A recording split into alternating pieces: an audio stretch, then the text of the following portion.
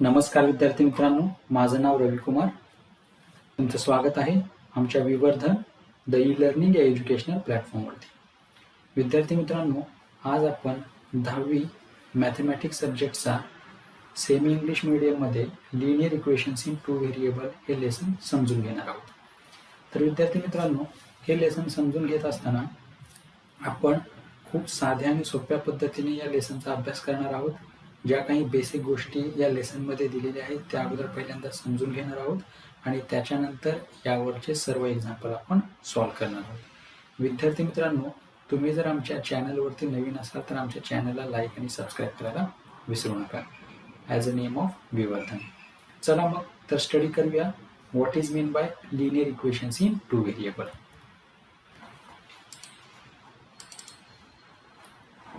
पहिल्यांदा आपण linear equation in two variable कशाला म्हणतात हे समजून घेऊया. ओके,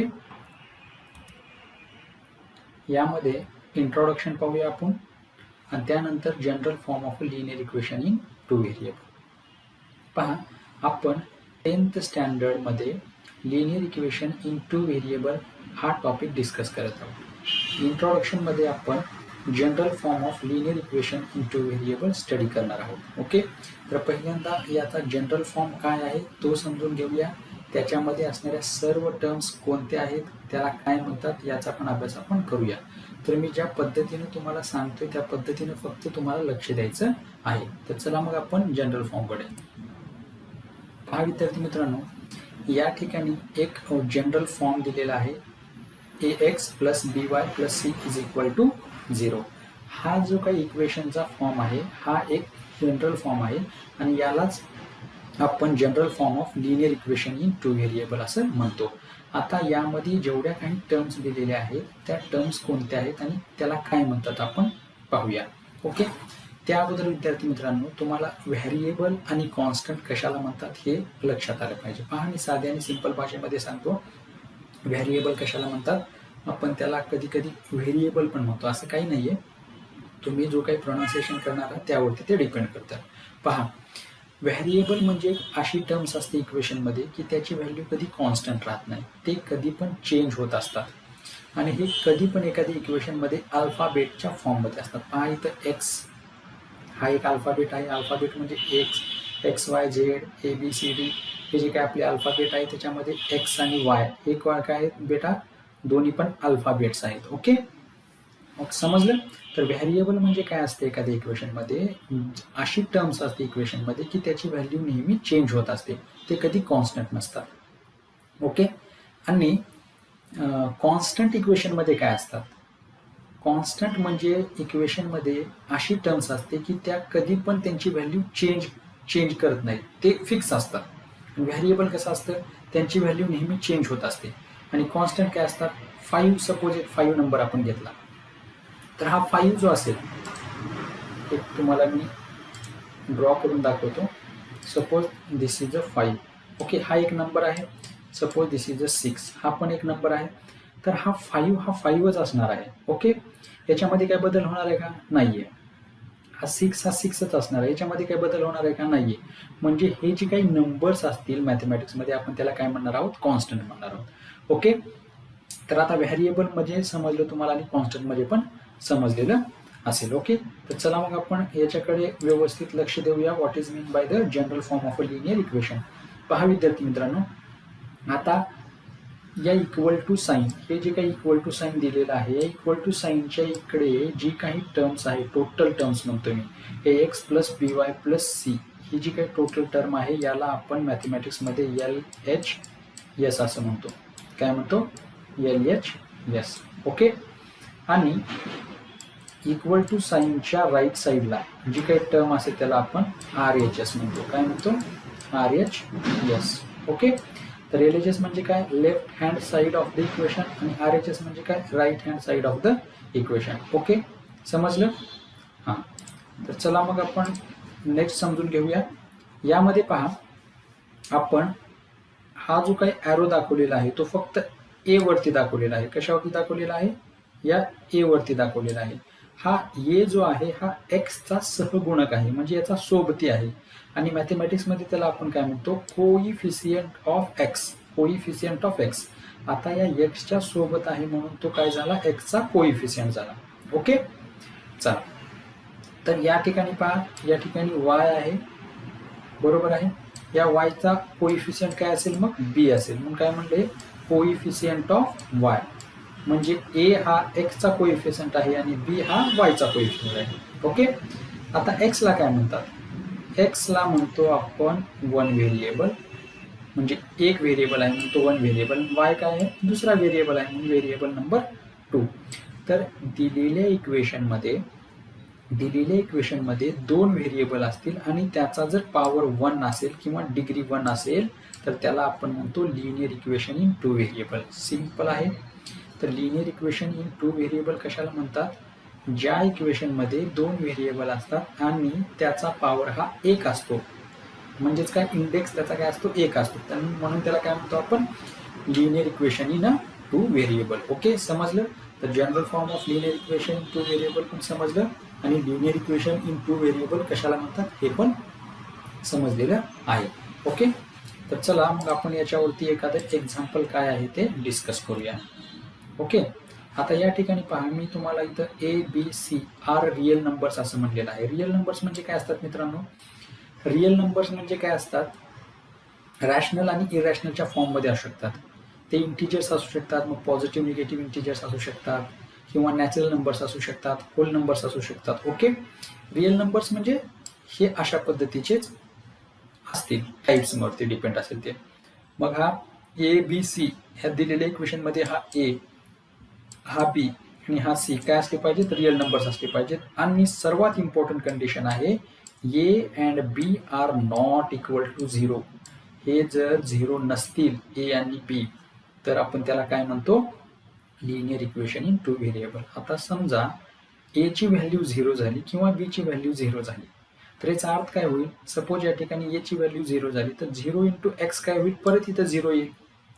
आणि परत इथं बी ची व्हॅल्यू जर समजा 0 झाली तर परत 0 इंटू वाय काय येईल, 0 येईल. मग plus C is equal to 0 हेच इक्वेशन उरेल ना. म्हणून मग आपल्याला याला लिनियर इक्वेशन इन 2 व्हेरिएबल म्हणता येईल का नाही. आपली कंडिशन काय आहे लिनियर इक्वेशन इन 2 व्हेरिएबल म्हणण्यासाठी, दिलेल्या इक्वेशनमध्ये दोन व्हेरिएबल असले पाहिजेत आणि त्या व्हेरिएबलचा पॉवर हा 1 असला पाहिजे, बरोबर आहे. जर या ठिकाणी एक ए ची व्हॅल्यू आणि बी ची व्हॅल्यू किंवा एकापैकी दोघांची व्हॅल्यू 0 झाली तर ती पूर्ण टर्म 0 होईल आणि आपली जी काही कंडिशन आहे लिनियर इक्वेशन इन 2 व्हेरिएबलची ती सॅटिस्फाय होणार नाही. म्हणून आपल्याला काय करायचं आहे, या कंडिशनचा सुद्धा वापर करायचा आहे. तर पहा, ax plus by plus c is equal to 0 या इक्वेशनमध्ये a, b, c are called as the real numbers, x, y are called as the variables and a and b are not equal to 0. Okay, समजलं तुम्हाला. तर पहा, एक example आपण पाहूया. या ठिकाणी आता तुम्ही मला सांगायचं आहे, हे जर तुम्ही equation general form of linear इक्वेशनला जर कम्पेअर केलं तर तुम्हाला लक्षात आलं पाहिजे की 3x - 4y + 12 is equal to 0 या इक्वेशनमध्ये दोन व्हेरिएबल आहेत. कोणते आहेत ते, x आणि y. ओके, तर पहिली कंडिशन आपली सॅटिस्फाय झालेली आहे. दुसरी कंडिशन काय सांगते, या व्हेरिएबलचा पॉवर काय असला पाहिजे, 1 असला पाहिजे. इथं ऑलरेडी 1 पॉवर आहे. तर सेकंड कंडिशन पण काय झालेली आहे, सॅटिस्फाय झालेली आहे. म्हणून आपण काय म्हणू शकतो, 3x - 4y + 12 is equal to 0 हे जे काय पूर्ण इक्वेशन आहे ते लिनियर इक्वेशन इन 2 व्हेरिएबल आहे, जर आपण ax + by + c या फॉर्मला कम्पेअर केलं तर. एखाद्याने जर विचारलं तुम्हाला की या फॉर्म्समध्ये किंवा या एक्झाम्पलमध्ये ए ची व्हॅल्यू काय, तर ए ची व्हॅल्यू पण कसं काढणार आपण, याला अगोदर तुम्हाला जनरल फॉर्म सोबत कम्पेअर करावं लागेल. ओके, आता ए म्हणजे काय आहे, कोइफिशियंट ऑफ एक्स आहे. तर तुम्हाला इथं काय करायचं आहे, एक्सचा कोइफिशियंट काय आहे इथं 3. ओके, तर इथे ए ची व्हॅल्यू काय होईल, 3 होईल. ओके, आणि वाय बी ची व्हॅल्यू काय होईल, वायचा कोइफिशियंट काय आहे बेटा, -4. तर बी ची व्हॅल्यू काय होईल, -4. ओके, आणि सी काय आहे इथं पहा 12 आहे, सी ची व्हॅल्यू काय येईल 12. तर अशा पद्धतीने 3 - 4 आणि 12 हे काय आहेत, रिअल नंबर्स आहेत. काय आहेत, रिअल नंबर्स आहेत. समजलं. तर चला मग आपण याचं सोल्युशन कशा पद्धतीचं असतं ते समजून घेऊया. ओके, पहा, आता आपण पाहणार आहोत solution of simultaneous linear equation. Solution म्हणजे काय असतं, दिलेल्या इक्वेशनमध्ये व्हेरिएबलची व्हॅल्यू कॅल्क्युलेट करणं. आता आपल्याकडे कशाचं सोल्युशन काढायचं आहे, linear equation in two variable. Linear equation in two व्हेरिएबलमध्ये किती व्हेरिएबल असतील, 2 असतील, एक्स असेल वाय असेल. ओके, आता एक्स आणि वायच्या व्हॅल्यू कॅल्क्युलेट करणे म्हणजेच सोल्युशन काढणे. ओके, तर पहिल्यांदा आपण सायमल्टेनियस लिनियर इक्वेशन कशाला म्हणतात ते पाहूया. When we think about two linear equations in two variables. किती लिनियर इक्वेशन असले, 2, आणि किती कशामध्ये असली पाहिजे, 2 व्हेरिएबल्समध्ये ॲट द सेम टाइम. म्हणजे तुम्हाला जे काही एक्झाम्पल दिलेलं आहे लिनियर इक्वेशन इन टू व्हेरिएबलचे, असे किती इक्वेशन पाहिजे तुमच्याकडे, 2, आणि एकाच वेळेस तुम्हाला ते कन्सिडर करायचे असते, त्यावेळेस त्याला म्हणायचं सायमल्टेनियस इक्वेशन. म्हणजे 2 linear equation in two variable consider करणे, यालाच आपण म्हणतो सायमल्टेनियस लिनियर इक्वेशन. ओके, आता याचं सोल्युशन कसं काढतात ते आपण पाहूया. ओके, त्यासाठी एक एक्झाम्पल घेऊया. सायमल्टेनियस लिनियर इक्वेशन्सची व्हॅल्यू आपल्याला कॅल्क्युलेट करायची आहे, सोल्युशन काढायचं आहे. म्हणजेच काय करायचं आहे, आपल्याला एक्झाम्पलमध्ये 2 लिनियर इक्वेशन दिलेले पाहिजेत, पण 2 व्हेरिएबलमध्ये. पाहूया एक्झाम्पलमध्ये काय दिलेलं आहे. पहिलं एक्झाम्पल काय दिले पहा, इथे एक इक्वेशन दिले 5x - 3y = 8, आणि सेकंड काय दिलेले 3x + y = 2. म्हणजे हे 2 कसे आहेत, linear equation in two variable आहेत. ओके, तर आता हे 2 जर equation linear equation in two variable असतील तर त्याला आपण काय म्हणणार आहोत, आता सायमल्टेनियस लिनियर इक्वेशन. आता याचं सोल्युशन काढणे म्हणजे काय करणे, एक्स आणि वायच्या व्हॅल्यू कॅल्क्युलेट करणे. कसं कॅल्क्युलेट करतात, पहिली मेथड तुम्हाला सांगतो आणि सेकंड मेथडकडे आपण नंतर डिस्कस करूया. ओके, तर पहिली मेथडचं सोल्युशन पहा कसं असेल. ओके, तर जे काही 2 इक्वेशन्स तुम्हाला दिलेले आहेत ते पहिल्यांदा अशा पद्धतीनं मांडून घ्यायचे. पहिले इक्वेशन काय आहे पहा, 5x - 3y = 8, जशाच तसं मी दिलं, त्याला इक्वेशन नंबर 1 नाव दिलं. सेकंड काय आहे पहा, सेकंड काय आहे, सेकंड आहे 3x + y = 2. हे सेकंड आहे. म्हणजे दिलेलं जे काही दुसरं इक्वेशन आहे त्याला आपण सेकंड म्हणलं आणि त्याला सेकंड इक्वेशन नाव दिलं. ओके, हे रोमनमध्ये नाव दिलेलं आहे. ओके, रोमन लेटरमध्ये. आता पहा, आपलं मेन एम आहे solution of simultaneous linear equation calculate करणं. आता मी तुम्हाला अगोदरच सांगितलेलं आहे, सोल्युशन कॅल्क्युलेट करणे म्हणजे एक्स आणि वायच्या व्हॅल्यू दिलेल्या इक्वेशनमधल्या कॅल्क्युलेट करणे. पहिल्यांदा अशा पद्धतीचे एक्झाम्पल सॉल्व्ह करण्यासाठी आपण इक्वेशनचा अभ्यास केला पाहिजे. आता या इक्वेशनमध्ये आणि या इक्वेशनमध्ये एक्स किंवा वायचा जो काही व्हॅल्यू असेल किंवा कोएफिशियंट असतील त्याला आपण काय केलं पाहिजे, समान केले पाहिजेत. पहा, इथं 5x आहे, तर एक्सचा इथं काय कोएफिशियंट आहे, 3x आहे, 3 आहे. म्हणजे हे समान आहेत का नाही. इथं पहा वायचा -3 आहे आणि इथं वायचा काय आहे, +1 आहे. म्हणजे वाय सोबत काही नसतो म्हणजे 1 असतो ना. आता मला सांगा, इथं एक तर एक्सला इक्वल करा किंवा वायच्या कोएफिशियंटला इक्वल करा. त्यासाठी आपण काय केलं पाहिजे, सिंपल आहे. पहा, जे इक्वेशन नंबर 2 दिलेलं आहे, जर इथं वायच्या ठिकाणी मी जर 3 जर आणलं तर काय होईल, पहिल्या इक्वेशनमधल्या 3y सोबत ते इक्वल होईल. म्हणजे मला काय करावं लागेल, वायच्या ठिकाणी 3y आणण्यासाठी या पूर्ण इक्वेशनला म्हणजे सेकंड इक्वेशनला कितीनं मल्टिप्लाय करावं लागेल, 3 मल्टिप्लाय करावं लागेल. कितीनं मल्टिप्लाय करावं लागेल बेटा, 3. म्हणजे या इक्वेशनला जर सपोज मी 3 मल्टिप्लाय केलं तर या 3 जर पूर्ण इक्वेशनला म्हणतो मी, तर आपण एकाच कुठल्या तरी टर्मला इक्वेट करू शकत नाही मल्टिप्लिकेशन. आपण फक्त आपलं मेन एम आहे y या ठिकाणी 3y येणं.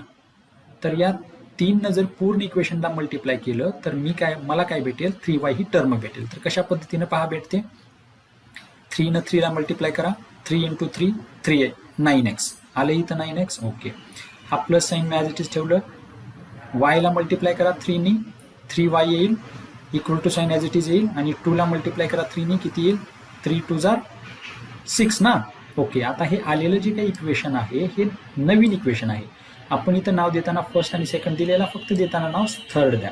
ओके, आता चेक करा वायचा कोइफिशियंट सेम झाला आहे का. पहा, इक्वेशन फर्स्टमध्ये काय आहे, फर्स्टमध्ये -3y आहे आणि इथं काय +3y आहे. म्हणजे कोइफिशियंट काय दिलेत, आता इक्वेट झालेले आहेत ना. म्हणजे आपण काय करूया, आता याला सॉल्व्ह करण्यासाठी आपल्याला इझी झालेलं आहे. म्हणजे पहिलं जे इक्वेशन आहे ते ॲज इट इज याच्या खाली मांडून घेऊया. 5x - 3y = 8 हे ॲज इट इज लिहिलं आणि त्याला इक्वेशन नंबर 1 नाव दिलं मी. आता सिंपल घ्या लक्षात विद्यार्थी मित्रांनो. आता इथं पहा पहिल्या इक्वेशनमध्ये +3y आणि सेकंड इक्वेशनमध्ये -3y आहे, म्हणजे हे मॅथमॅटिकली कट होऊ शकतात, म्हणजे मी याला कॅन्सल करू शकतो अशा पद्धतीने. तर माझ्याकडे काय उरेल 9x = 6 बरोबर आणि 5x = what 8 बरोबर. बरोबर आहे. ओके, तर चला मग आपण याला सॉल्व्ह करूया. 5x - 3y as it is ठेवलेला आहे. हे जे आहे याला आपण कट केलेलं आहे.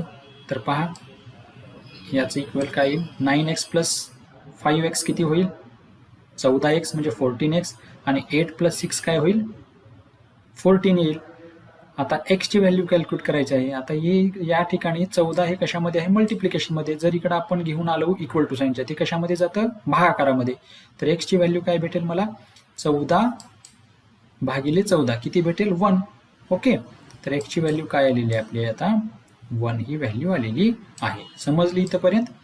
आता पाहूया आपल्याला y ची व्हॅल्यू कॅल्क्युलेट करायची. आता एखादी व्हेरिएबलची कॅल्क्युलेट केलं म्हणजे y ची पण भेटेल ना. कॅल्क्युलेट केलेली x ची व्हॅल्यू कुठल्या पण y असणाऱ्या इक्वेशनमध्ये ठेवा जिथं तुम्हाला योग्य वाटतं त्या ठिकाणी. तर बघा मी काय केलेलं आहे x जे कॅल्क्युलेट केलंय x = 1 हे इक्वेशन 2 मध्ये ठेवलंय मी. इक्वेशन 2 काय आहे 3x + y = 8 असं काहीच नाही याच्यातच ठेवावं. ओके, x ची व्हॅल्यू y इक्वेशन असणाऱ्या इक्वेशनमध्ये y टर्म असणाऱ्या इक्वेशनमध्ये ठेवायचं आहे. तर आपण काय करतोय 2 या इक्वेशनमध्ये ठेवतोय. तर 2 इक्वेशन अगोदर मांडून घेऊया. 3x + y = 2 आहे. 3 जशास तसं असेल गुणाकाराचं चिन्ह ॲज इट इज ठेवूया आणि x च्या ठिकाणी काय ठेवतोय 1. तर इथे x च्या ठिकाणी काय ठेवलंय मी 1 + y ॲज इट इज हे 2 पण as it is 3 × 1 3 + y as it is 2 as it is. Okay, तर y मला पाहिजे. तर इकडं लेफ्ट साईडला असणारं +3 राईट साईडला गेलं तर काय होईल -3 होईल. ओके, तर उजव्या बाजूला काय होईल 2 - 3 ही टर्म उरेल. आता मला सांगा 2 - 3 तर 3 मधून 2 गेलं किती उरलं 1 उरलं. पण चिन्ह कशाचं लागतं मोठ्याचं म्हणून इथं काय भेटलेलं आहे y - 1. आता x ची व्हॅल्यू निघालेली आहे आणि y ची पण निघालेली. हेच काय असेल या इक्वेशनचं सोल्युशन असेल. म्हणून आपण काय केलंय solution is x = 1 y = -1. It is also written as x, y = 1, -1. हे काय आहे final solution of the simultaneous linear equation. Got it. ही झाली पहिली मेथड. आता आपण सेकंड मेथडकडे वळणार आहोत. बेटा इथंपर्यंत समजलं असेल तर हे व्यवस्थित तुम्ही लिहून घेऊ शकता. तर सेकंड एक्झाम्पल आपण पाहूया. ओके, सॉरी मेथड काय आहे ते पाहूया. पहिलं जे काही एक्झाम्पल दिलेलं होतं ते ॲज इट इज आपण लिहिलं. सेकंड एक्झाम्पल जे दिले होतं ते पण ॲज इट इज आपण लिहिलं. पहिल्या एक्झाम्पलला इक्वेशन 1 नाव दिलं, सेकंडला 2 नाव दिलं. ओके, आता सिम्पल लक्ष घ्या काय करायचं आहे. इक्वेशन नंबर 2 मध्ये y काय भेटतं हे आपण कॅल्क्युलेट करूया. म्हणून मी काय लिहिलेलं आहे let us write value of y in terms of x from equation 2. म्हणजे काय करायचं आहे y ची जी काही व्हॅल्यू इथं फक्त y ची व्हॅल्यू कॅल्क्युलेट करायचं असं समजा. ओके, तर ही सेकंड मेथड आहे. आता y = जशाच तसं ठेवतो मी. हे +3x जे आहे ते इक्वल टू साईनच्या इकडे जर राईट साईडला घेऊन गेलं तर -3x होईल. म्हणजे हे 2 जसंच तसं आणि हे +3x इकडे राईट साईडला गेल्यानंतर काय भेटेल -3x. आता हे आलेलं जे काही y चं इक्वेशन आहे याला नंबर 3 नाव द्या. आता हे जे काही y ची टर्म आहे काय आहे y चं इक्वेशन आलेलं आहे. तर ह्या y जे आलेलं आहे ते तुम्ही इक्वेशन नंबर 1 मध्ये ठेवू शकता y च्या ठिकाणी. ओके, तर ते ठेवूया आपण. पहा इक्वेशन नंबर 1 काय आहे 5x - 3y = 8 आहे.